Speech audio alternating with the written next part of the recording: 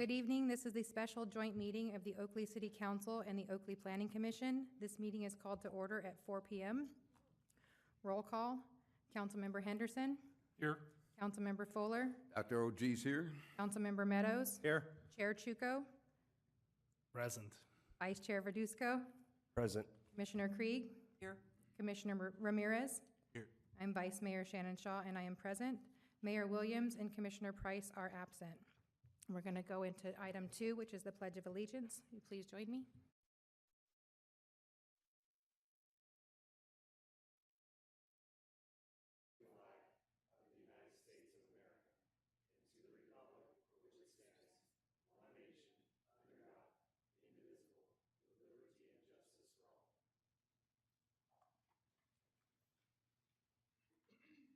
All right, we will move on to item 3, which is public comments. At this time, public comment will be heard for items not on the agenda. I do not have any public speaker cards submitted. To submit a public comment, please complete a blue speaker card located in the lobby and submit it to the city clerk. The time limit to speak is 3 minutes. The time limit is monitored by the timer located in front of the mayor's seat. When 1 minute remains on the timer, it will beep once as a reminder to complete comments before your time expires. Please refrain from any applause, cheering, booing, or other outbursts so that everyone may have an opportunity to be heard. Note that due to provisions of state law, the council may not engage in dialogue regarding comments. Staff may be directed to respond to persons making public comments. I have not received any comment cards, and I do not have any online comments. So if there is nobody in the audience that would wish to speak, we're going to move on to item 4, which is a work session. This is adopt a resolution finding the proposed 2024 to 2029 capital improvements project is consistent with the general plan of the City of Oakley as required by sections 65401 and 65402 of the Government Code. Kevin Rohani.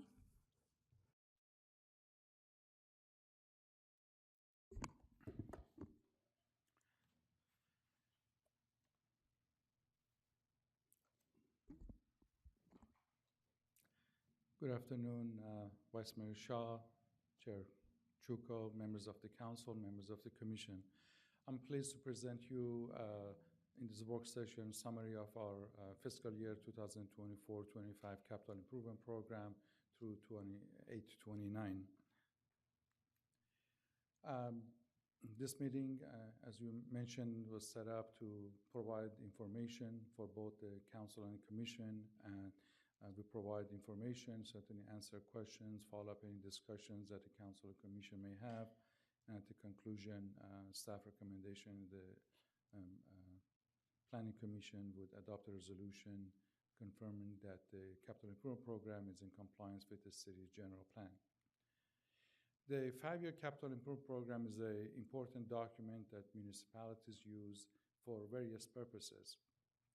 For us, it's kind of similar to our budget that outlines type of projects, type of programs we implement over a number of years, even though we're talking about, and next month we adopt a 2024-2025 year budget. But we look beyond that to look at a number of our project takes a number of years from design, planning, construction is not a one-year project. So we use this capital improvement program to span a number of years to plan, and not only plan for the project, but funding. A lot of these are, as you've heard previously, are big ticket projects and takes a number of years to fund them. A lot of benefits that capital improvement program has for any municipality, Oakley included, is for everybody in the community, not only the residents, but also the, let's say, the development community, to know what is the city doing down the road, what type of projects are building, what type of project they're maintaining, because that really perpetuates development, creates interest for people to come to Oakley and want to open businesses and establish even the app businesses, expand their business. So there's a kind of a direct relationship with the robustness and volume of capital improvement to the economic vitality growth of any community. Also, one of the focuses in the CIP is how to maintain our core infrastructure. And as you see in the presentation, we cover a wide spectrum of projects. Could be a facility project, could be a park project, could be a street projects, and everything between. So we don't just focus on one element and say, well, we just do streets in this town, or we do parks, or we do facilities. We need to, because of our community needs across the board, we try to spread the project across multiple areas of interest.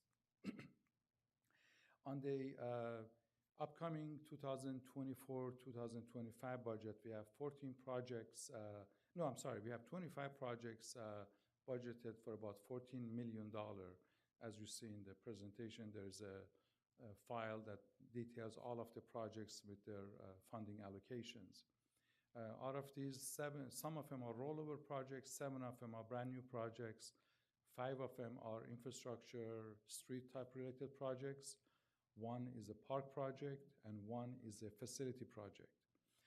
We have been very busy in the current fiscal year, 2023-2024, working on a wide range of projects. Most of them have been completed, and one of them we're just putting the finishing touches to it. So 17 projects altogether have been completed in the current fiscal year. I have the list of them in your packet. Some of our feature projects are downtown infrastructure improvement projects. This project was successfully completed. They will really, for those who have seen it, and you'll see them more in their full glory as a part of our Summer Fest festivities next month. Really going to promote downtown Oakley, its vitality, its growth, and set up a good future for years and decades to come. That's, again, one of our major infrastructure projects we did. We have upgraded some of our facilities at the Cypress Grove pump station. This was a pump station built nearly 20 years ago as a part of a development project. Somehow that building was half building, essentially. So the pumps and all the mechanical component was under the weather, and through these years, it took a beating. This project, we actually covered the building, upgraded the components of this pump station. Now, it is good for many years to come and serves that entire Cypress Grove neighborhood. It's a beautiful building, secured and sealed on the facilities front. We did a major, one of our largest street resurfacing project. We finished winter, fall of last year, covered. That was over $4 million project. We covered many parts of the community, did an assortment of street resurfacing project. Again, that's something is very beneficial to any city for us to keep the quality of our streets at top level. The term you've heard, pavement condition index, PCI, that cities like to say, my PCI is this and my PCI is that. We like to keep our PCI above 70, which is in the good category. So that is a great investment, thanks to the council to approving the funding for that project. That was completed, and again, you've seen it throughout your neighborhoods that you've traveled from Main Street to inside residential neighborhood. That was a major project we did. In this facility, we installed solar roof panels on the City Hall. That we're in the final wrap-up phase with PG&E. That will reduce the PG&E bill for this facility greatly. We put a very nice shade structure at the dog park. That project has been completed. We did the pedestrian lighting crossing system over at the trail crossing on O'Hara School, right next to where the canal crossing and next to the recreation center. This is a flashing light as you let's say for those who bike and walk on the trail, they push a button, the flashing lights start blinking, advance notices to motorists, hey, there's somebody crossing the roadway. It just added a level of safety. We did some enhancement of our parks, upgrading our drinking fountains, some resurfacing of the playgrounds. Our lower ball field needed to be resurfaced, this parking lot. That got done. So all in all, we've been very active this fiscal year, finishing a multitude of projects. Moving on to the 24-25 fiscal year, which will begin July 1st. Our real focus is a project that's been a priority of the council and community for quite some time, and we hear about it at the meetings, and that's on East Cypress Road. Our East Cypress Road is a compilation of 3 separate projects. And as you see on this exhibit on your packet, what we call CIP 347, CIP 302, and CIP 310. And I'll go through each of them and their timeline. I know everybody's interested, and we hear a lot about East Cypress, East Cypress. So project 247, starting from kind of west to east, begins just after the intersection of East Cypress Road and Knightson Avenue, goes eastward to just before the Contra Costa Canal crossing. That is in blue. This project was designed, we awarded a contract over a year ago. We've been waiting for a few things to fall in place, getting to some environmental regulations, but you will see the construction of that project starting in about 2 weeks. Major project, major enhancement project, kind of the first leg of our East Cypress Road. Related to that, we have the intersection of Knightson Avenue and East Cypress. This is a project that is being built by the developer of Delaney Park subdivision. This was one of the conditions of approval a few years ago. Again, waiting for a number of various approvals, so that's been done. So both of this project, you're going to see construction in about 2 weeks, and they will go into kind of this time next year. We expect by summer of next year, the phase 1, the blue section of East Cypress Road, would have been completed. At the canal, what we call phase 2, which is basically intersection of East Cypress Road, Jersey Island Road, the canal crossing. This project, as you recall, last year, this was going to be done by the developer of the Grand Cypress Preserve project. Since they decided not to pursue the project, city took it upon ourselves to undertake that project. And just before holiday of last year, mid-December 2023, city officially took over that project. And phase 3 of that, basically from Jersey Island to Bethel Island. Over the past few months, we've done a lot of work. Again, my compliments to our team who really got after this project. We rebuilt relationships with the Contra Costa Water District, which was a key partner on that intersection. Went through the plans, the agreements, kind of put the puzzle together. And as you have seen in the past few meetings, we have brought you a design contract for what phase 2, the Jersey Island, East Cypress Road. So that design is under construction. We bring in you the design contract for phase 3, which is Jersey Island to Bethel Island Road. So that design can get started. So there is a lot of parallel paths happening on East Cypress Road. Again, I just lay out the timing. The kind of what I consider the most complex part of this East Cypress Road is the phase 2 part, intersection of Jersey Island. This not only includes that basically undergrounding the canal, that's the big open canal that the Contra Costa Water District has, and they themselves have undergrounded that canal over the past few years. They're behind the Cypress Grove subdivision. They went Emerson Ranch, Delaney Park, literally came to the intersection of Cypress Road, then jumping the roadway on the south side. 2 months ago, they finished the undergrounding of that canal all the way to Rock Slough, over 1,000 some odd feet further south. So the only piece of the canal that's left yet to be undergrounded is about 600 feet where it crosses under East Cypress Road. So we will be doing that. We're doing the design right now. And because of the complexity of it and all the permitting we have to do, and also working with the water district, because that's a kind of active canal. We can't just say, I want to do it today. There are windows we have to pick where they don't need the water. It's essentially a midsummer project. So this design is going to start now, has started now. We'll go through our permitting, and we will be essentially this time next year, June, July, August of next year, we'll be doing some of that work.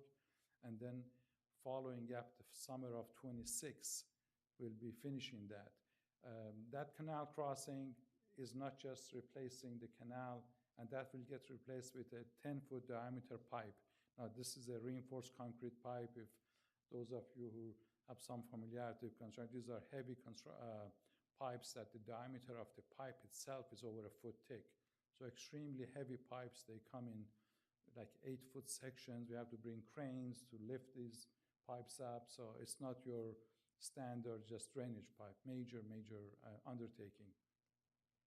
And again, we're working with our partners at the Water District as a part of the good work that our staff did. And again, my compliments to our team who did an amazing job.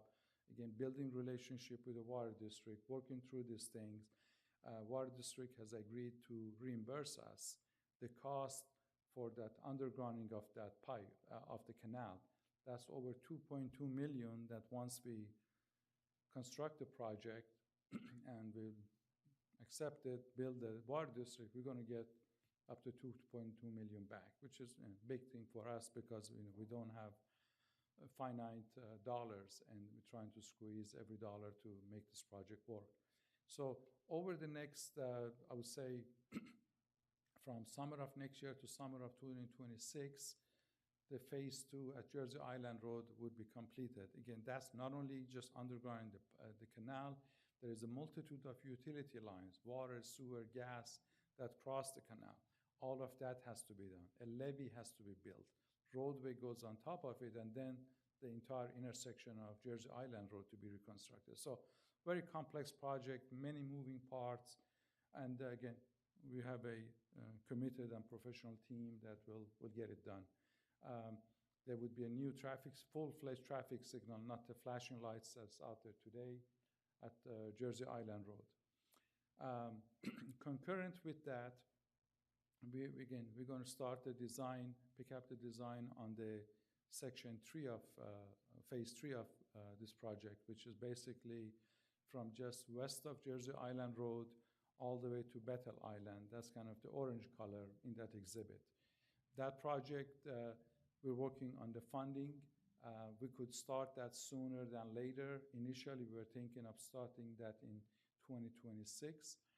There are some possibilities we may start that in 2025. So the sequence, a lot of people, we get a lot of questions asked, we're on schedule, everybody's anxious, when is this Cypress Road going to get built? Again, these are complex projects, and even if everything was in order, there's a kind of the practical aspects of it, this type of constructions. We can't just go there and turn the world upside down. There would be major traffic snafus. We got to keep the traffic flows on East Cypress Road while we build this project. So we're taking all of those into account, but like I said, literally from a week or so from now, you will see construction on East Cypress Road till into 27, I would say, where all 3 phases would have been completed. We certainly ask for patience and understanding, doing a lot of outreach to people. We're putting big signs, information to everybody, residents, guests, whoever who drives that road, that improvements are coming. And again, I think our team is really stepped up to the plate with other workloads we have, this being a priority. So we want to make sure that's executed. And again, you will see, and people really will see actual construction out there, and that should be a good thing. Again, we always have our information available. We have put it on signs. Any information anybody has, certainly they can reach out to us, or if any of you have questions, you hear from your constituents about the schedule of the project. But it's going to run parallel on multiple paths to get this thing done in about 3 years.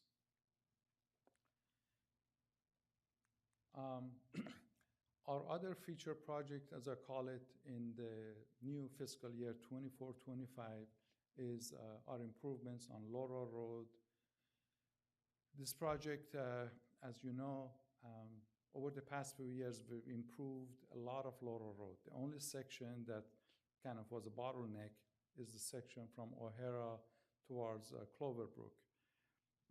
Essentially along this vineyard where the city did not have the right-of-way, and 2 lanes become 1 lane, and especially in the afternoon, this time of the day where the commuters go home, you see backups, and hasn't been a pretty sight. We all know. We've known about it. We've been working with the family who owns the vineyard, and last year we finally reached agreements on the dedication of the right-of-way while all of this design was happening, which will widen both Laurel Road and O'Hara, essentially wrapping around this vineyard. It's going to be fully widened. You will have the new Laurel Road look like the rest of it, 2 full-lane bike lanes, sidewalks, all the city improvements. Same thing on O'Hara. And that project is in its final phases of design. I plan to bring you an award we'll bid it next month, and at your July 9th meeting at the beginning of the fiscal year, we will bring you a design contract to award the contract, and I expect to be able to start construction of this project in August, which will go into kind of summer of next year. While we've been working on this project, as you have heard, just north of this site, Safeway is developing a shopping center. So we've been collaborating with them in a lot of the work that's happening between our project and their project. There's going to be a traffic signal median reconfiguration. So this section of town is going to get a lot of business. I think it's positive any way you look at it. And you will see, again, construction on Laurel Road over the summer and beyond. And by summer, fall of next year, based on what we understand from a developer of Safeway, not only their center is going to be finished, I think they plan to open by November of 25.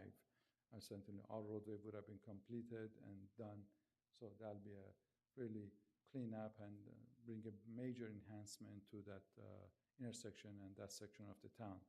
And these are again, really feature major capital improvement projects that we are undertaking for 24, 25, and next probably 3 fiscal years. That's not only takes a tremendous amount of resources across the board, from funding, staffing, just a lot of things. That is one of our focuses. On the facility front, our library project, as many of you know, we have started some conceptual planning. Fundraising is going on for this project for various stakeholders, friends of the library, and other state and federal officials. We're looking for funding at many levels. Again, major project for Oakley, and we're all in trying to make this project a reality. I think city manager has updated you on other aspects of the project, but this is one of our CIPs. We have this sign right now at our park to let people know in terms of the fundraising, and we will work this project over the next few years, and hopefully the funding parts come through and we actually design and build it. But this will be constructed, this library community center will be constructed kind of where we have our, to the right of us, the kind of what we call the City Hall Corporation Yard, all the way from here to Norcross, across from the park. It's going to be a beautiful project, beautiful facility, and really enhance this entire campus. This entire Civic Center campus is beautiful. It's one of the nicest Civic Center campuses that you see, but once this library gets built, that will really take it to a new, different level. And this is kind of a artistic rendering of this project. One of our other considered major project, somewhat related to all of the improvements being done along the East Cyprus corridor. In addition to the 3 East Cyprus Road projects that I mentioned, we wanted to have another alternative for everybody from far, far East Oakley and Bethel Islands, those areas coming, they all have to go through East Cypress Road. Another outlet is to be able to extend Laura Road. This would go basically from Laura, right now kind of dead ends at Teton Avenue, goes into the Parkland neighborhood. This road will be extended with a bridge over the railroad track, land on the other side, and go to Sellers Avenue with a formal intersection. This project is going to cost us about $40 million, so it's not cheap. We started about a year and a half ago doing just conceptual design, working on right-of-way acquisition. Unfortunately, there's about 4 properties that we would need to acquire right-of-way for this roadway.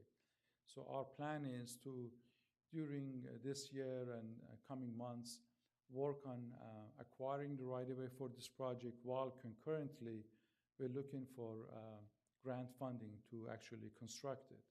But construction of this project, again, brings a lot of relief from the East Cypress Road as it comes to Main Street. People come on Sellers, especially commuters. They get on Laura Road and they have direct access to Highway 4. It's easy, direct. It's kind of our major arterial in town. So once this project gets built, it really enhances not only our transportation network in Oakley, but also reduce the amount of traffic loads on East Cypress Road, because just the nature with the growth that we're having, we always want to anticipate and stay in front of the development that's out there, make sure our transportation network can accommodate the growth that we're having. Okay. And one of our other major projects that we're working on. This just in summary, again, I wanted to touch upon our feature projects. We have a number of smaller projects, not to say they're not important, they're just as important. Even a small project, to build a project, still the same process. May not be a multi-million-dollar project, but we still got to go through the same routine. And they're all in the report. But conclusion, staff recommendation is that the Planning Commission adopt a resolution finding the 24-25 to 28-29 capital improvement program to be consistent with the adopted general plan. And I'll be happy to answer any questions. Thank you. I think we'll take public comment, and then we'll go to the council and the commission for questions and comments.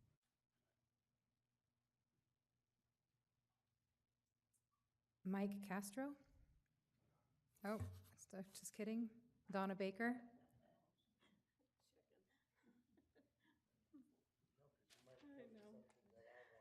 Oh, yikes. Hi, thank you to the mayor and city council and everyone else in the room. And Kevin, I want to thank you for all your work on the proposed projects. They're all much needed.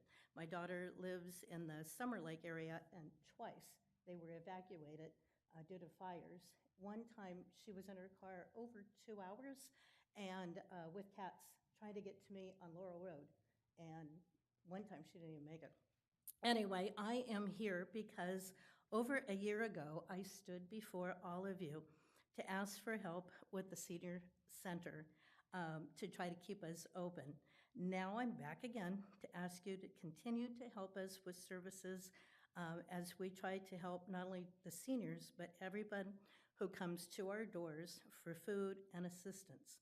And that includes other nonprofits that we allow use of the building, which includes the Veterans, 4-H, and Meals on Wheels, and Cocoa Cafe. Over the years, years ago, we were informed that the building, the old firehouse, would be demolished. We were excited when we found out that the new building would be shared with the library.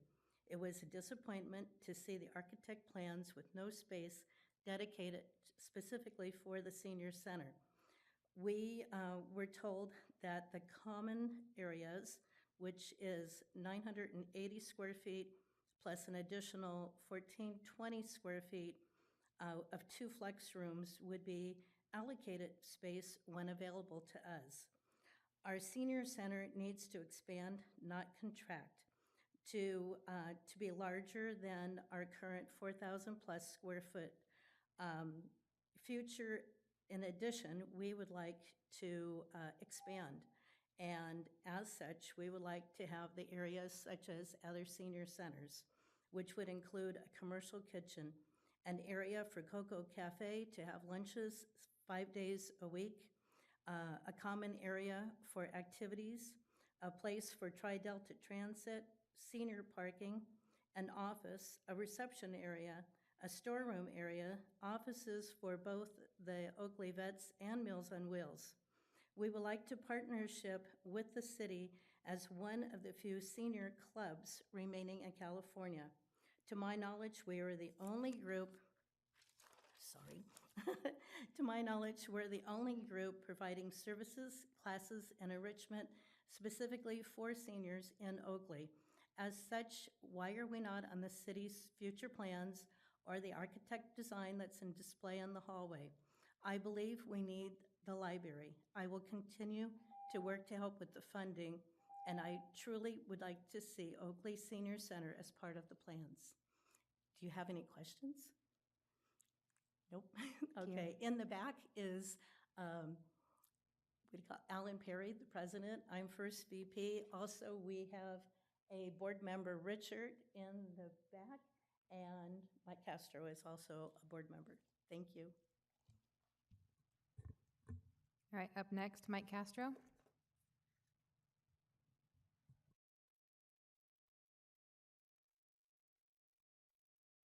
Yeah, my name is Mike Castro, about the library / community center. Like Donna said, there's no mention for us. It's like we're being pushed to the curb. And they say we'll have to park across the street at the train station. If you know seniors, that's an accident eventually gonna happen. And it'd be a major lawsuit. I mean, just think, it's an accident. Canes, walkers, this, that. So we need some place where there's enough parking and enough space so we can have our functions and not bother the / library or community center. What's the rec center? Isn't that a community center? I mean, it's ludicrous, I think. That's all I have. I don't want to say what I really want to say. Thank you. Seeing no other public comment, I will go ahead and move to questions and comments from the council and the commission. And with this unique setting, we'll just go ahead and try to get my attention if you've got something. I'm sorry, I lost what you said. Yeah, with the unique setting that we have here, just if you can get my attention if you want to ask a question or make a comment. You want us to make a comment? Mm-hmm. Yeah, we have the buttons up here, but the planning commission doesn't have Yeah. access, so. Well, They do have access. yeah, but my comment involves more Southern California and Miss Fonda than it does here, so we can go on.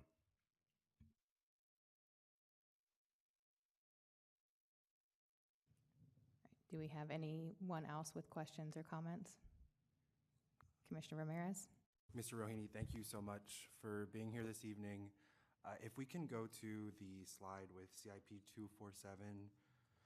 247-302-310, I want to just appreciate the comment made tonight around hazard mitigation and the foresight for the city to expand this entryway.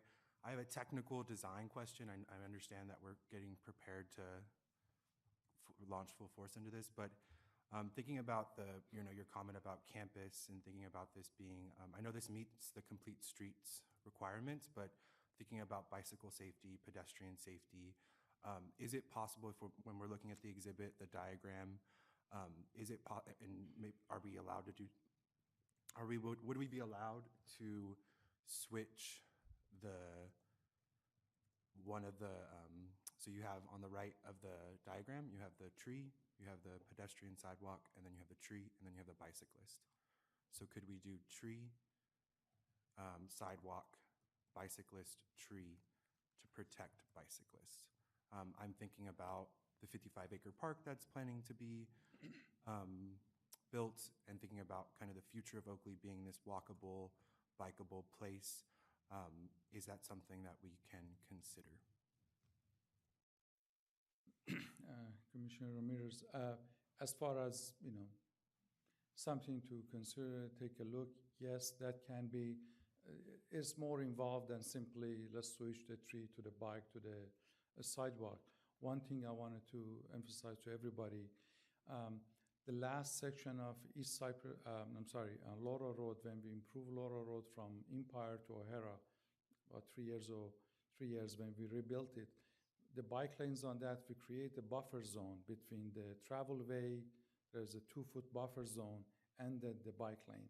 So in the prior standard was you'd had your bike lane right next to the travel lane.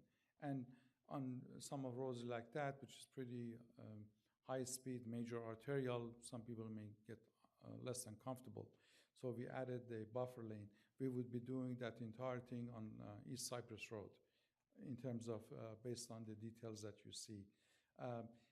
Again, it is a lot more involved than simply switching these things because of the type of infrastructure that has been designed. And this project, phase 1 is under construction. It's going to be under construction. Phase 2 and 3 are into the construction. Into the design phase. So making those switches, we would have to study those, whether to look at it from a practicality, which I couldn't say that is doable. There's obviously a number of challenges, but any streets that we do, as you alluded to, meets the complete streets. That's a statewide program. All the cities, when you make a street, you should make sure it has pedestrian, bicycle, all of the current conveniences for all modes of transportation. So that is in compliance with that. But that's something I can look into and let you know later. But right now, as it stands, that's the design we're pursuing. Thank you. Chair Chuko. Mr. Rohani, thank you so much for your presentation and for bringing to our attention some of the major projects that are going to be on our roadmap for the next couple of years for sure, if not longer. But the question that I had for you is Laurel Extension project. You mentioned it's a very costly project. I'm sorry if I missed it, but what's the timeline on that? The timeline on this project, again, it's a project near and dear to me because I know the importance of having that east-west connection. That project, as we speak, my goal is during this year trying to finalize the right-of-way acquisition. That's a process in itself. Let's say we go through that. Then we achieve that. All the contingent about funding. I mean, we have, as you see, these are big-ticket projects. None of these are something that $100,000 is going to save. We're talking about millions. And this project is a $40 million project. So we've been looking for grant funding opportunities. That's what's going to really trigger the construction in terms of a schedule. Once, again, we finish the right-of-way acquisition, we would move on with the final design, get the project designed. That'll probably take a good year. We have to get permits through the county, through the railroad. Give it a good year, just on a good note. So let's say if you have the $40 million right now in the bank, which we don't, but hypothetically, you're looking probably in about 3 years, we could start construction. But again, we would have to secure the funding, and that's one of our important projects we're working on to get the funding. Makes sense, yeah. And then, so you obviously shared some of the bigger projects with us. Are there any particular smaller projects you care to share that were not in the smaller project, again, it's in your packet. We're really, because of the focus that we needed to have for the 24-25, at least the next 2 years on the capital improvement, Again, it's Cypress and Laura Road. The only smaller project which we do every year is a curb gutter sidewalk replacement. That's about $150,000 project where we, throughout the community, we have a lot of sidewalks that get uplifted by trees. Now, the California Vehicle Code says you as a resident, as a property owner, it's your responsibility. And many cities wash their hands away from it and it says it's property owner, you fix it, something happens, somebody trip and fall, you get sued. To me, that was not a good approach. And several years ago, we worked with the council, we developed what we call the 50-50 cost share program, where we bundle many of these sites in front of this resident, that residence, all of these. We bundle them up to a project, we bid it collectively, so we get economies of scale. And once we complete the project, we bill the property owner half of the cost. So it's a very good deal for a property owner, even though we call it 50-50, in reality is close to 70-30, because we do all of the legwork. You, property owner, you just receive an invoice at the end of the project. So that's one of our projects. We're doing money set aside for traffic calming. That's one of our other issues that we face in the community. As we get applications in for various traffic calming, we work through those. Again, those are kind of the smaller projects. But the projects that I mentioned that you've seen, these are projects that span multiple years. None of these are the type of projects that you finish in one fiscal year, just because of the mass and scale of the project, the funding of it, designing of it. The Cypress Road projects, again, you're looking at a good 3-year plus to go through that. We've been working on the Laurel Road project. I've been at it for almost 5 years to work through the process to get to this stage until in July, we bring a contract award to the city council. So they evolve over time. None of them are, the smaller project, yes, we can wrap them up in about 6 months or so, but the bigger project, they span many years and many fiscal years. Yeah, thank you for that, and thank you for always making it your priority to keep our community safe and also thinking about our property owners too. Oh, absolutely. And again, like I said, when we look at our capital improvement program, I don't look at it solely, well, it's just streets, or it's just parks, or it's just facilities. We're trying to allocate the resources we have the best way possible based on the strategic goals that the council has set across the board. Because our needs are huge. We can spend many, many tens of millions of dollars across many projects. So we're trying to, again, focus and allocate the resources across the board and give all elements of the community the services they need.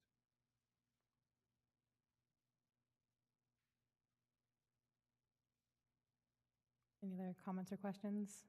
And if not, I will hand this over to the Planning Commission because this is their vote.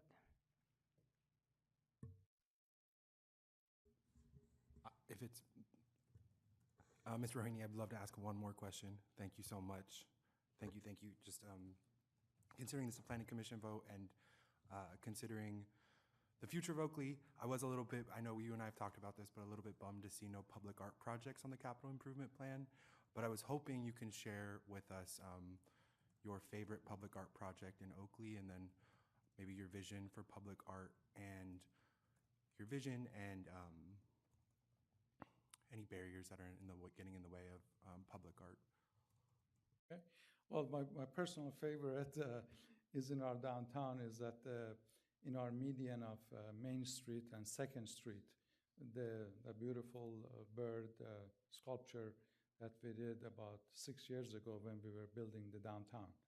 That's a beautiful, really artwork, and we've had a lot of people, travelers from out of town, who just traveled through Oakley. Oh, they call us, who built this, and what's his name, and who's the artist?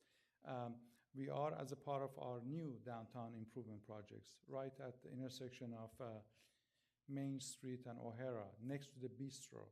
You see we built a very beautiful gateway monument and a plaza. There's actually a monument that's going to be installed over there is under construction right now. We'll have it installed by next month, which is a large piece of granite rock with the history of Oakley actually etched in the stone, which is, again, to me, that's a very nice piece of artwork. All of these projects, obviously, like many things else, is funding. How do we fund it? And coming up with a program to incorporate various artwork into the city projects. Now, whether it be our own capital projects or whether it be projects that the developers do. That's maybe a different discussion. We have to have more from a policy level and see what is the preference, because it's, I think that has to be as part of a program in itself. It can't be just haphazardly, I like artwork and let's take a sculpture and put it here. If we're going to do that, I think it's got to kind of go through some internal process from the various officials and boards to come up with that program. And then, because that's going to be, to me, a kind of public-private partnership. A lot of the developers who develop bigger projects, big-ticket projects in Oakley, my experience in other cities, they, as a part of their community respective community benefit, they provide various things. Art could be a component of it, but I think that has to have its own process and developed, not just by staff or any of us just say, I like artwork at this intersection. But what we've done so far, I'm aware of, is in our downtown with our two kind of feature art component of our downtown. And I know with the library, we're talking about like our donor wall and maybe getting a local artist to help with that. And so we bring art, I feel like, when we can, but that's a valid question. Councilmember Fuller? Yes, just first for a point of order, the agenda says that the Planning Commission will ask questions and have a discussion, as well as the council will have questions and a discussion, at which time the Planning Commission will vote. So are we kind of intermingling it, or where are we in these stages? Are we now at a council questions and discussion, or? Yeah, it's being a work session, we're just kind of opening it up to either the commission or the council to ask questions or make comments. Well, the agenda didn't quite say that. It segmented it, so maybe our parliamentarian, but if that's the way we want to do it, and we'll just kind of kick it around. But I was hoping with, 27 million, we might be a little bit more formal. But maybe our parliamentarian can help us on that. I'm not sure. There we go. There is no need to have it, formally segmented, as you had said, Mr. Fuller. It can be done kind of in more of a casual setting, as Mayor Shaw had said, leaving the floor open to both the Planning Commission and the Council to ask questions on a work session item after Mr. Rohani had done the presentation. Okay, then I have some questions on project 273. That's the Laurel to Sellers.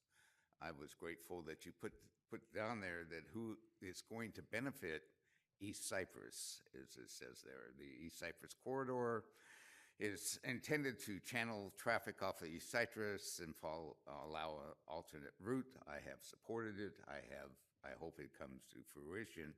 But the question comes is, when you build that, or when it's constructed, it will split the community that's there now, that uses Laurel up to Maine, and then there is a community existing back on in the Sellers. So, number one, that extension will split that community, and it will also add noise and pollution aspects to those communities as bordering it, at least the way I see it. That project, Dr. Fuller, from Sellers Avenue, as you drive, let's say, on this new road towards Teton and Laurel at the railroad track, There is a development taking place right now. They're actually building a new subdivision, which they've already dedicated a right-of-way for this roadway. So yes, there will be changes just as nature of life. That area has been kind of a sleepy agricultural community, but with the development that keeps going, that's slowly changing.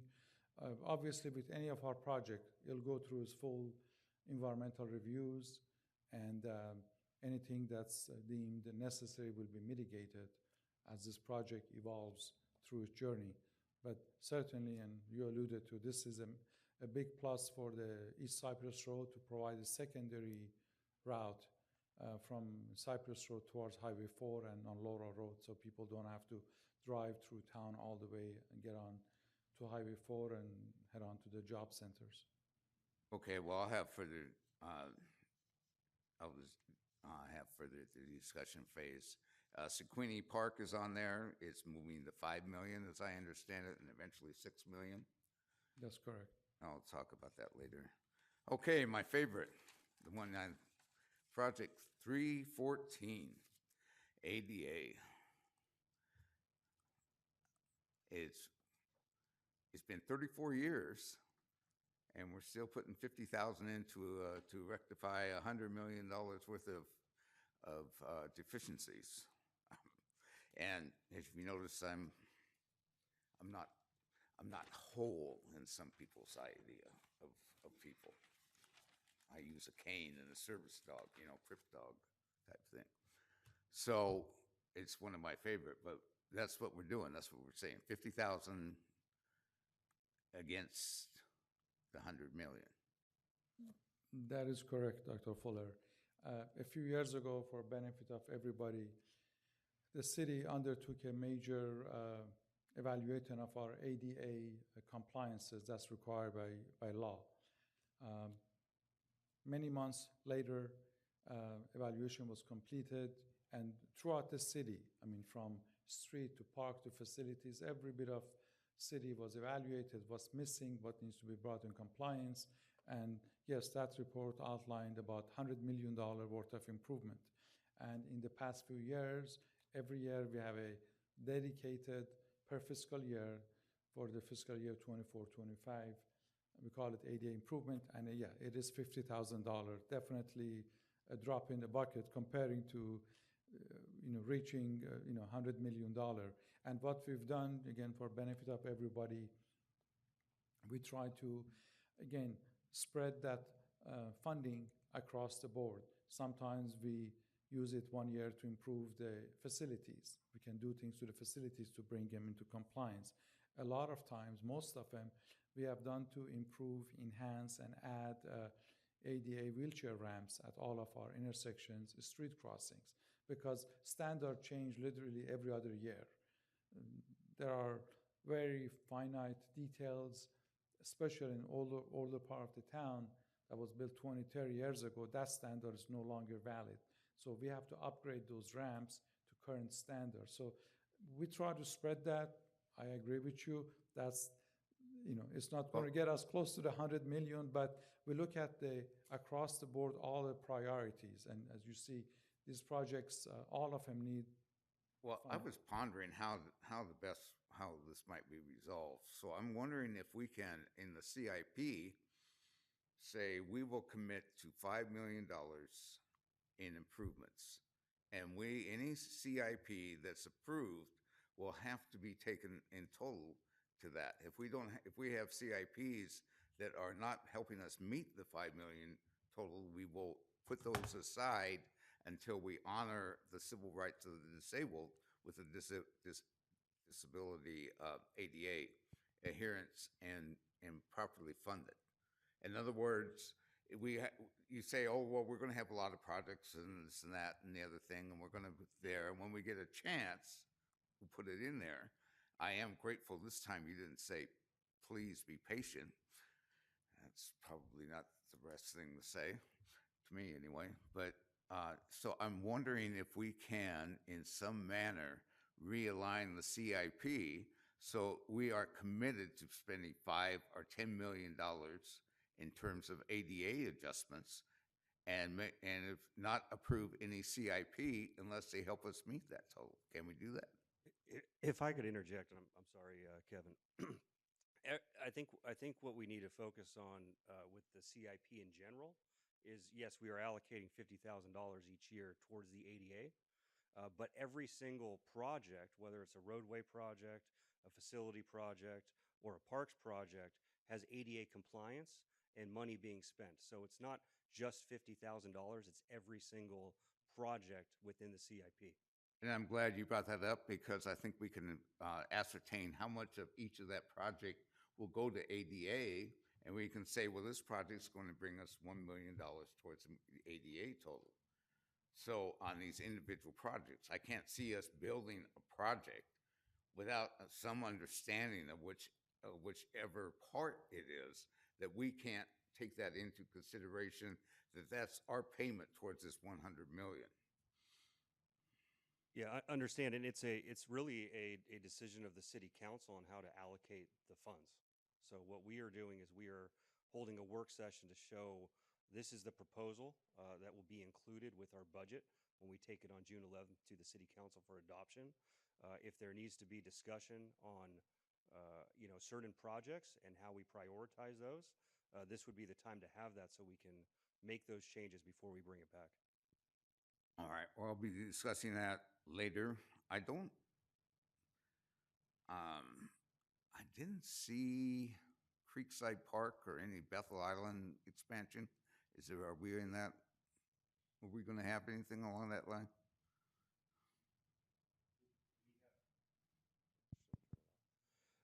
We haven't been given direction to look at any improvements to Creekside Park. So until we have that direction, and I mean consensus, at least 3 city council members voting to give us that direction, we haven't included any improvements to Creekside Park in the CIP this year. And Bethel Island Road is developer constructed. So DeNova Homes, who is constructing Summer Lake North right now, is going to be constructing Bethel Island Road from the intersection all the way to their northern boundary of their project in an interim phase.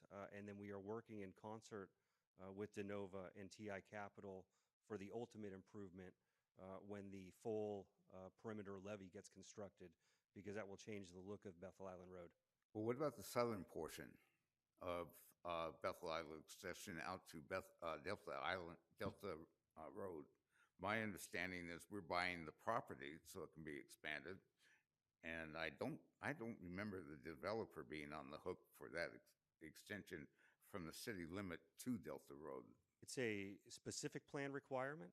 It's a mitigation measure of the specific plan for the developers that are building within that plan area. It is something that the city council authorized a few months back. If you remember the EIR work that will be done to look at that roadway and that extension and that connection to Delta to see if there's an alternative path that we can take, because that is, you're right, there is right-of-way acquisition. There are many complexities to that.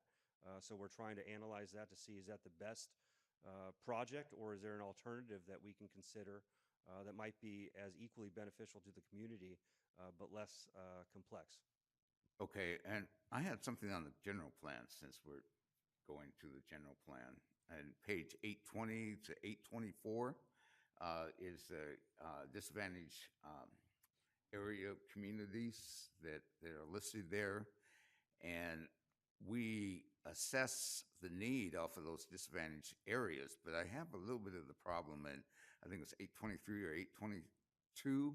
East of Maine, we use a census tract, which route stretches from east of Maine all the way to the northern part of the city and out east. The thing is that it's not shown as a disadvantaged area community because you take in all of the new building and upper end building in the northern part, in Emerson Ranch and Delaney and those areas, that they bring up the socioeconomic value and also the value of the housing. The situation that when you look at the map, if you're going south of Cypress and east of Maine, you are now moving more into a socioeconomically deprived area, but they aren't getting that notice. And I have difficulty with, we just go by a census tract. I know that around here, around the city hall, it is marked, this is a managed area in the general plan. But in there, we don't acknowledge it. There's a little stretch of Malakot that comes off of Main, east of Main. If you went down from south from there, there is no doubt in anyone's mind that goes there that it's a disadvantaged area community. So we're building a general plan, but I'm not sure that we're getting the accurate information when we do it in regards to some of our areas in there, because we use these census tracts rather than looking at the neighborhood. But so, and I was going to say there was nothing east of Main or south of Cypress. I saw on 223, 224, but that would not be correct. I do have to acknowledge that my streets in my neighborhood have a nice new blacktop. So I appreciate that. And I know the neighbors do too. So thank you. Councilmember Fuller, you had mentioned that you were going to have some discussion on some other items. So before I turn this over to the Planning Commission for them to vote, did you want to include any of that? No, I'm fine. I'm ready. I said I would discuss the items. I'm not ready.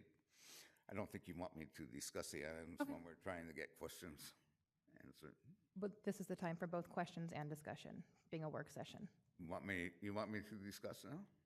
Okay. All right, well,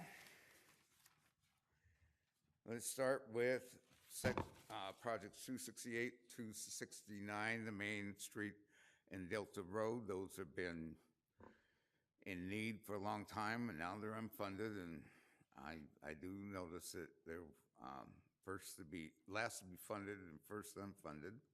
I'm not sure that project 313, the traffic calming, could not go in there because we're not being specific on the traffic calming, and we say that it's there.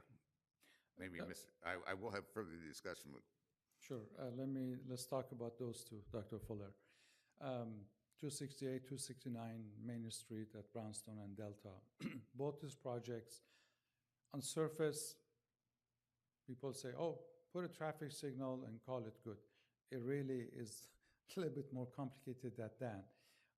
We do not have, the city does not have the right of way to address the needs of those intersections. Intersection, again, I don't want to oversimplify it. It's not just dig a hole, stick a traffic signal and call it good.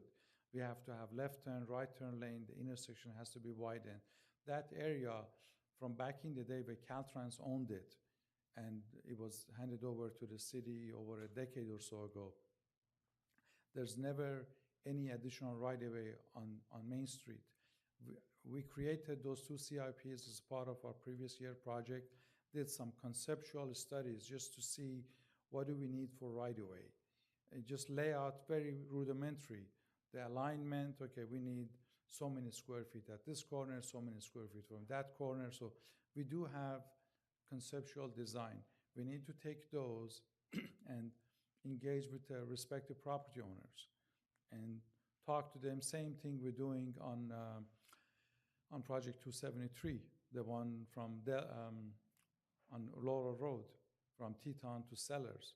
I'm going to go talk to the folks. Okay, here is the alignment. This is the right way we need, and have the same dialogue.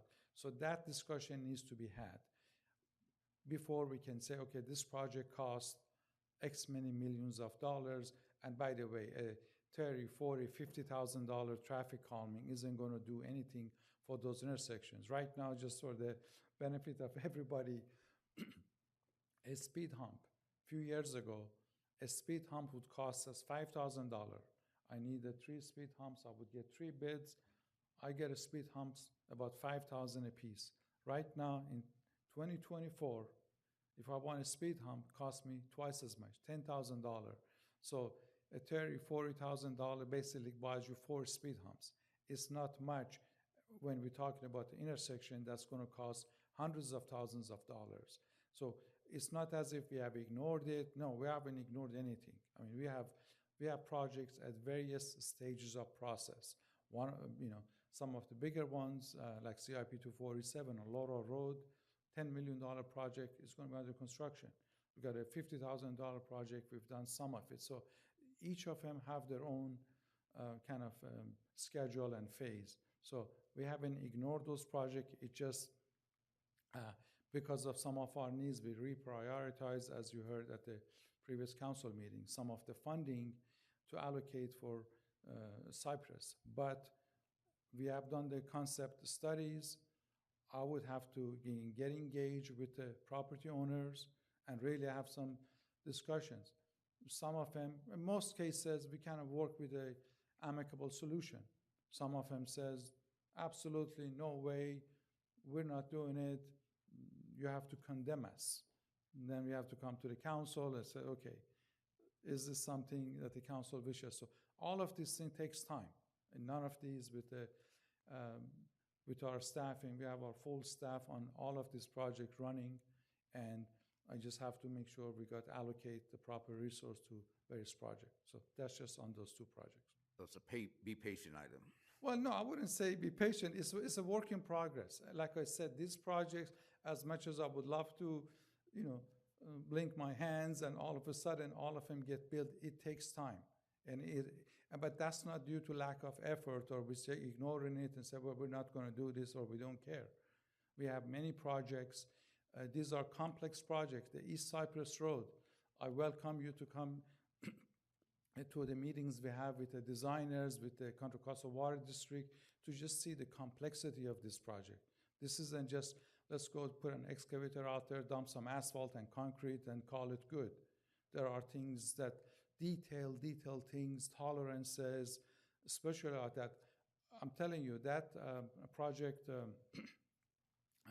CIP 310, East Cypress at the canal crossing, that's one of the most complex projects I've seen in my career. And I've seen some good projects. This thing has all of them. I mean, you have things crossing over, under, you have to look at the operational, you got to keep the traffic going. I mean, and if those projects were easy, I guarantee you somebody have done it a long time ago. The reason they haven't been done, because I'm sure somebody looked at it and said, oh, this is, I'm not going to touch this. So again, we're working on all of this project. It's just each of them have their own life cycle. Okay, well, on the Laurel extension, I brought that up mainly because it does go through the community. I do support it. I have supported it. The community does need it. The people in the area will get some benefit, but they will also get their community divided. They'll have more noise pollution. They will have more air quality situations. So I don't want this to somebody to say, well, look what we all did for the people east of Maine, around East and Laurel, or Maine and Laurel, because we built this road. It's mainly benefiting East Cypress, so we can siphon off the traffic off of East Cypress and send it out to Laurel. But it's in the city, the residents will get some benefit, but as it continues, there'll be some less than benefits in terms of it. Again, Dr. Fuller, as that project evolves through its own life cycle, it will get fully gone through its environmental review process. And any issues that's pointed out will be mitigated like we do on all of our projects. So noise, traffic, you name it. Well, I know you as yourself in the city, and we have the staff that is conscientious of it. I'm not faulting the city for it. I'm not faulting what's happening. I said I support it. I see it need for the city, and it's something that was even in the disclosures when we moved in. That's not it. But don't say, well, we're doing a lot for the east of Maine because we built the Laurel to Sellers extension, because that doesn't necessarily benefit or get things up for uplift the east of Maine, if you follow what I'm saying. I don't think I said it that way, but it's okay. Yeah. I don't know. the library, it's embarrassing. I just don't know what to say. It's embarrassing.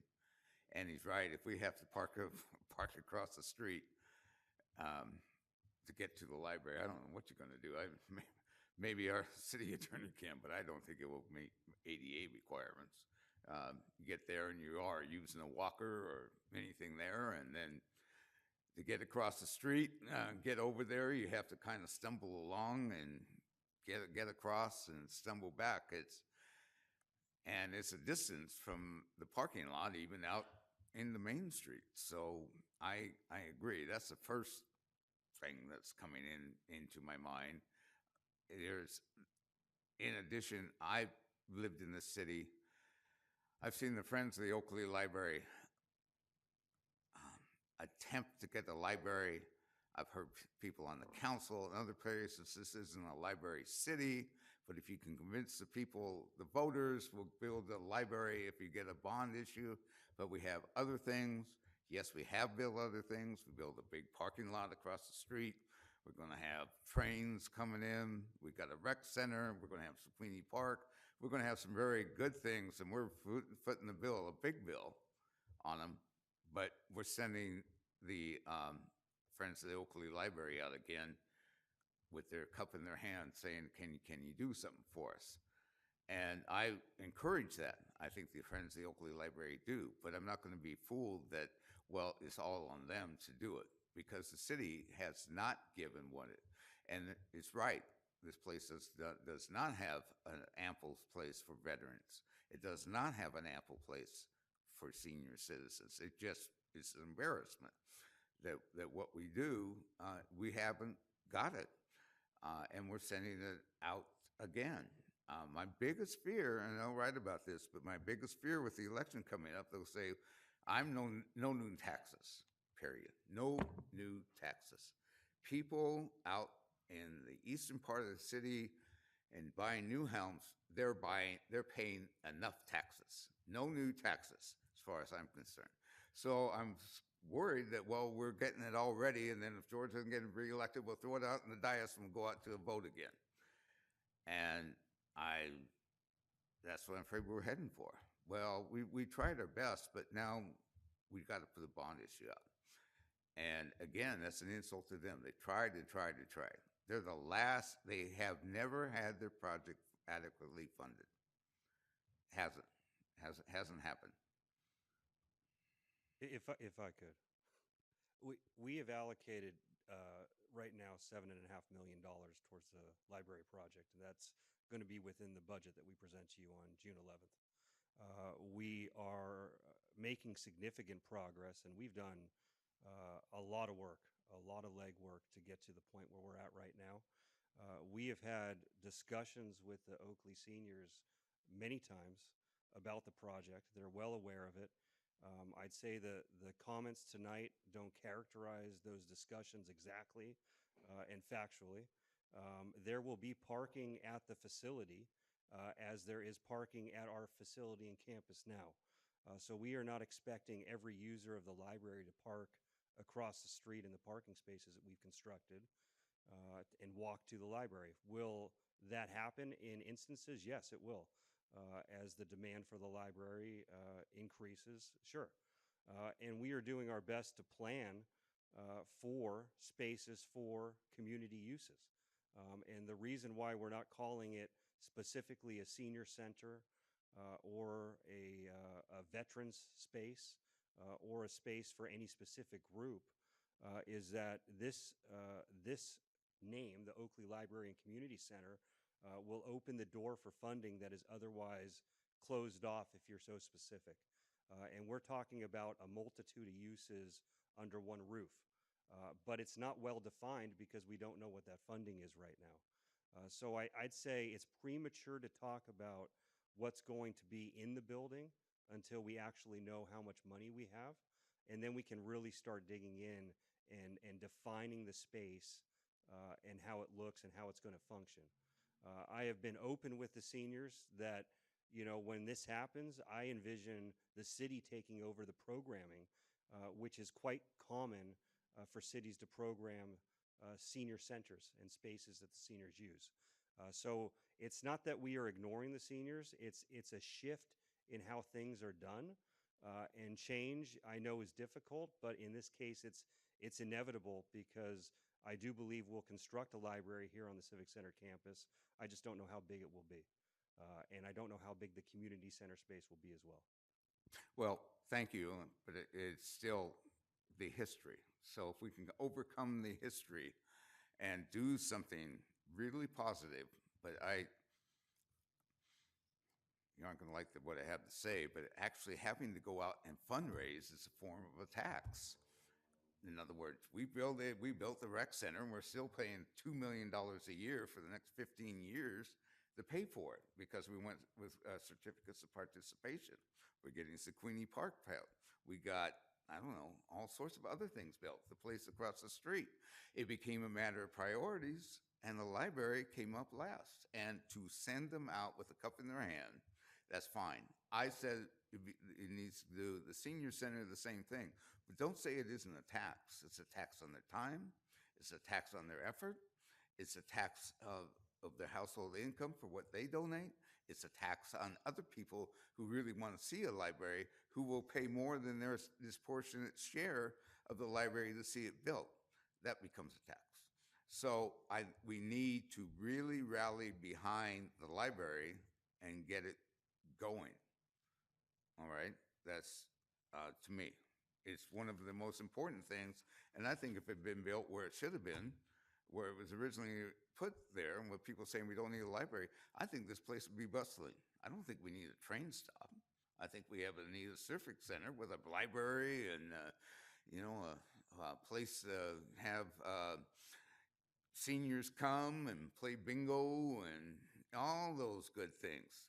That would get our downtown bustling. I'm not so sure that this train thing is going to really bustle the town, but maybe I'm wrong, and it'd be good if I was, because it'd be good for the town, but I still have my hesitations on that one. All right, ADA. I don't know how to say it, but Stephen Hawkins, the astrophysicist, he died in a wheelchair that he used for mobility. He had ALS, and he was crippled in his last part of his life. People told him that he must have made God mad and really sinned because God crippled him. Now, that's true.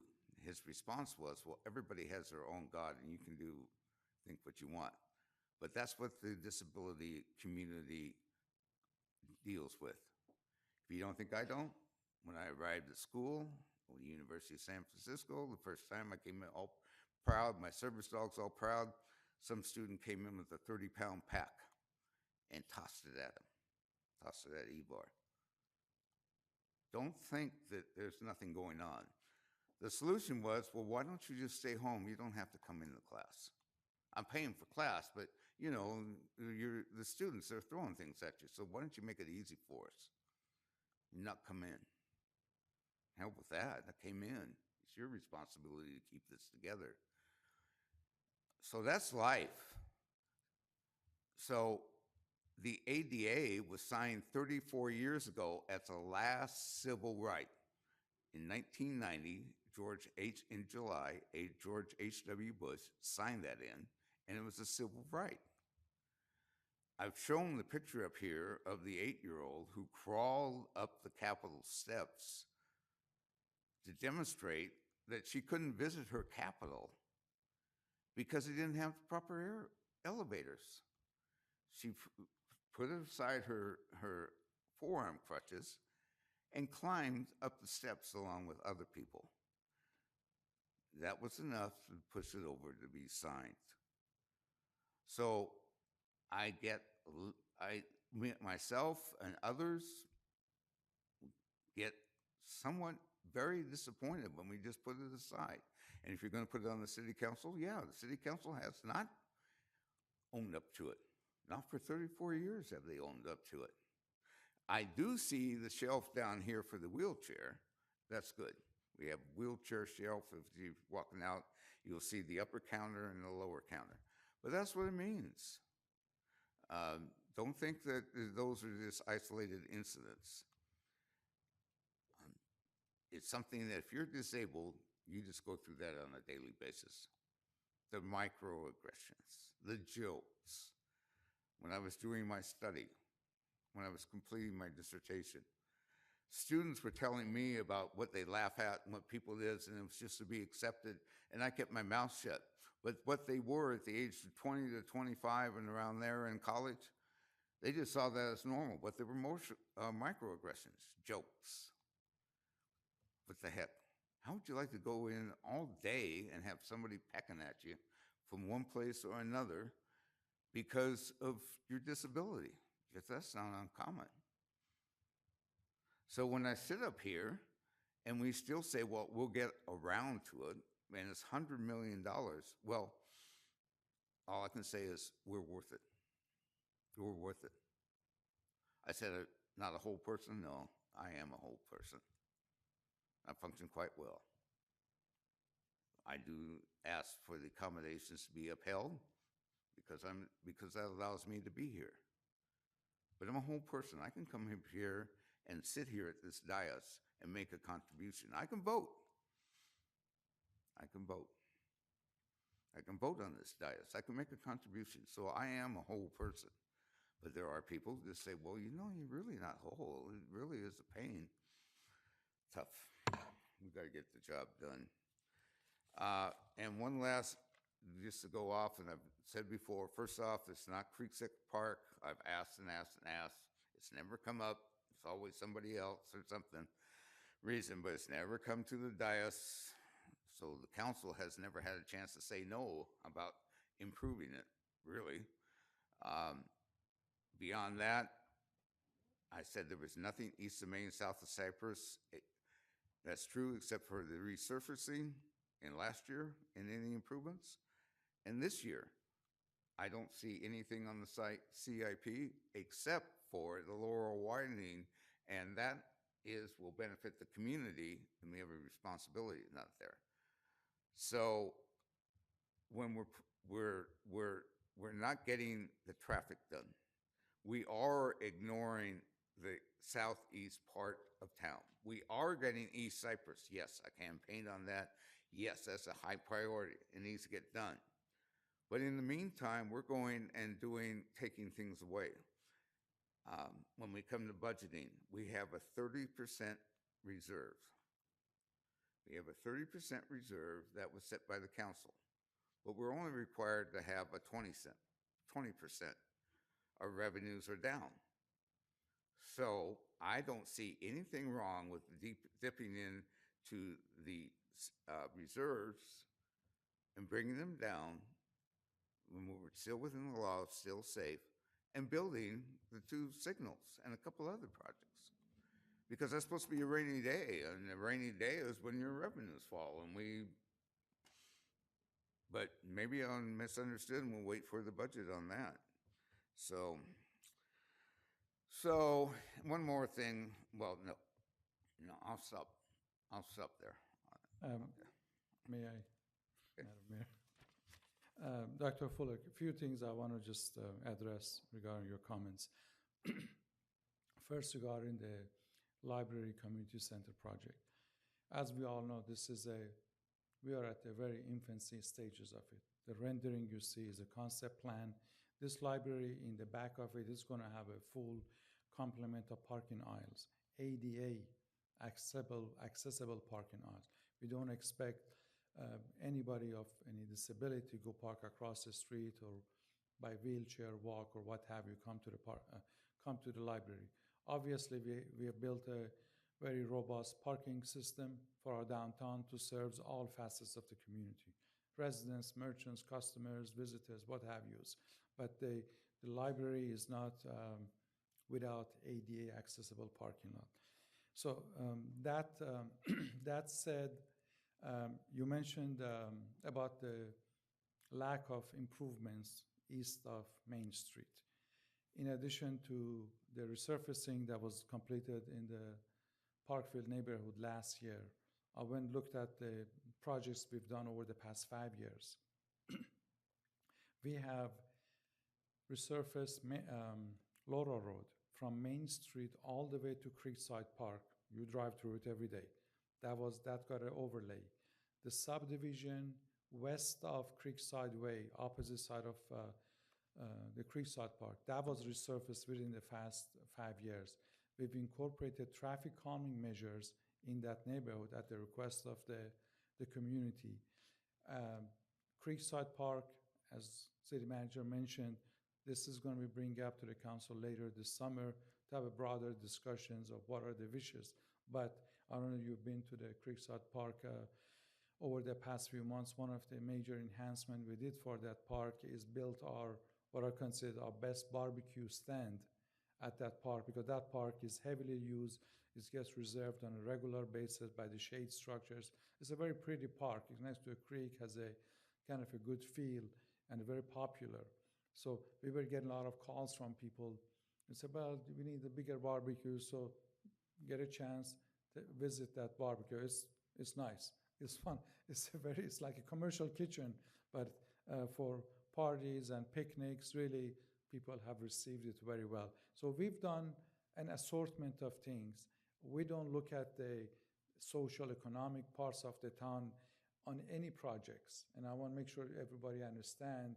And people say what they say. You're doing this project because you like this council member or you like this one. I mean, this is far from it. When we, let's say, design a street resurfacing project, we look at the totality of all of the streets. We have programs, okay, what streets need some resurfacing, minor resurfacing. Some of them needs major resurfacing. How do we allocate whatever funding we have, whether it's $1 million or 100,000? So many factors comes into it. So the project that I mentioned last year, they finished, it covered multiple parts of this town. I mean, the year prior, we resurfaced Summer Lake subdivision. I have people from Magnolia Park subdivision calling, when you resurfacing mine? And I have to tell them, be patient. I'll get to you. I just got to work the funding. So it's not, none of these is because we're not paying attention to it. I pay attention to a lot of details, minute details, the impact of it across the community, and trying to deploy our resources, whether our staff, funding, all aspects of it. What brings the best value and fills the immediate needs. And yes, the project that you mentioned, we have to work through the right-of-way acquisition, go talk to people, and again, we have, you know, our staff. It's not as if we have 50 people and everybody can work on many projects. East Cypress Road takes a lot of time. We've had to kind of redeploy, reposition our staffing assessment to focus on that. Every day we're working on East Cypress. That's not a project that I can tell the consultant, okay, design it when you finish, give me set of plans, and I bid it. There are so many issues, so many complex issues. Every day we're talking with CCWD, with the utility companies. There's a lot of complexity, and they all takes time. We don't run out of hours in a day, but yet we focus on all of them. All of these projects get attention from us. Well, I'm going to bring up again because one of your greatest accomplishments for me, in my mind, is that playground right out there. I'm glad. That is a constant use addition to this park, and I've seen other playgrounds in the area go. So I know that you apply yourself, and I know a lot of it's funding, and part of it is I'm kind of twisting for more funding in different areas. So, but I understand that. I'm not negating that you've worked. I've seen your work. I've seen what you've done, and I don't know. Every time I drive by, there's somebody there on the playground. This playground, from the moment sun is up, I have cameras watching. Gets busy till dark. And I'm glad it's in our diagrams. I didn't see it first about the Civic Center and the library. If I'm still around, don't touch that part. No, I mean, Just that if park, when that you build park's the staying. Civic The Center, library is touch that one. next to the park, so the library users will go to the park to play and go to read books. Thank you. Thank you. That's it. Councilmember Fuller? Councilmember Meadows? Learning the system there. It's my first time. I don't know know if that's true, though, is it? Weren't you up there before? So I'm looking at the list of CIP projects, and I want to say, I mean, I'm okay with everything you guys have here. I mean, I understand our priorities and what our priorities have been for the last 3+ years that 3 of us have sat here, and I think Vice Mayor Shaw and Councilmember Henderson have agreed with these priorities, I believe. But I mean, we're talking about like certain areas, you know, in District 1, there is only one project listed here. It's 274, Neroli Road Repair and Resurfacing, and it has 0 budget. I mean, but I understand. I understand what our priorities are across the whole city. And Cypress Road has been a priority. I mean, I said it last meeting, and I will probably have to continue to say it, but that's been a priority of all of ours from day one. And I mean, I think we know it up here. It'd be nice if the citizens out in Summer Lake understood that, but I mean, we are putting a huge effort and a huge amount of money into improving Cypress. And the Laurel extension does benefit everybody out there also. So I'm good with the way the CIP budget's laid out. I mean, that's my comments. All right, if there are no additional comments, I will now hand it over to the Planning Commission for their vote. Okay, so first of all, a point of information. Currently, we are approving the fact that those capital improvement programs are in accordance and don't conflict with general plan. That is the motion that would be on the table, correct? Yes, that the capital improvements program is consistent with the general plan of the City of Oakley as required by Section 65401 and 65402 of the Government Code. Perfect, thank you for that. Would there be any additional opportunity to talk about specific projects or that the CIP covers, or is this it? This is it. This is it, right? Okay, no problem. Okay, well, if Planning Commission does not have any questions or comments, would anyone like to entertain a motion?